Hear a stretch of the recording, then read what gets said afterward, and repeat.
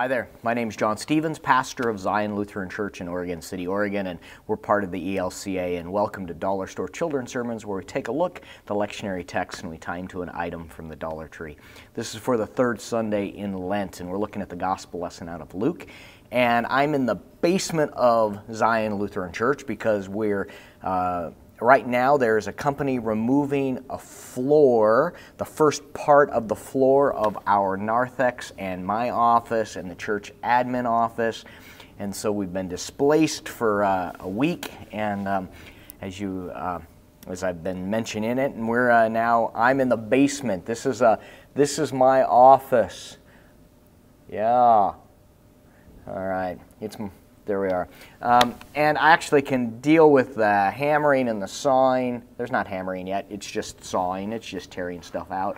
I can deal with that easier than I can deal with the text. This is an interesting text, especially for a children's sermon. Not surprising, I'm not dealing with the first part of the gospel lesson in the children's sermon. I am dealing with the second part, and even in the second part, I'm touching on God's grace, because for me, that's the most important part, is that in there I see a God that comes to us again and again and again. And as a reminder, this is a parable. This is not, I would caution us to read more into this about our God. I see a God that is graceful. I see a God that is continually coming again and again. Robert Capon would look at, I'm reading the gospel right here, but Father Capon would look at the gardener being the one that plays the part of Jesus that says, hey, look, let me fertilize this. Let me take care of this. Give them to me, and I will take care of this. And so, this grace about coming to us again and again.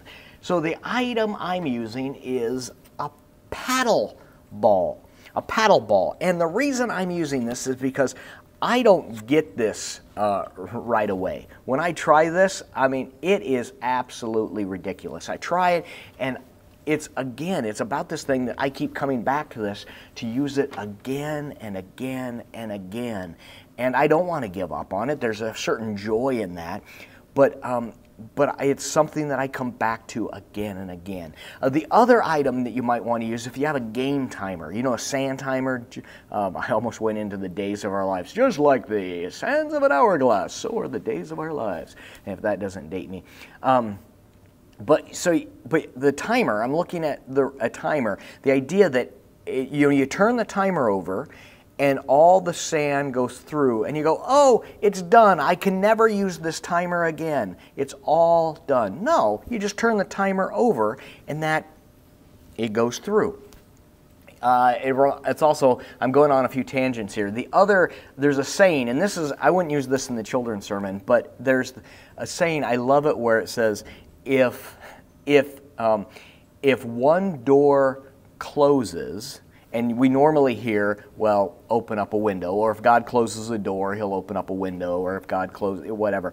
The one I love is, if the door closes, open it up again. That's what doors are for.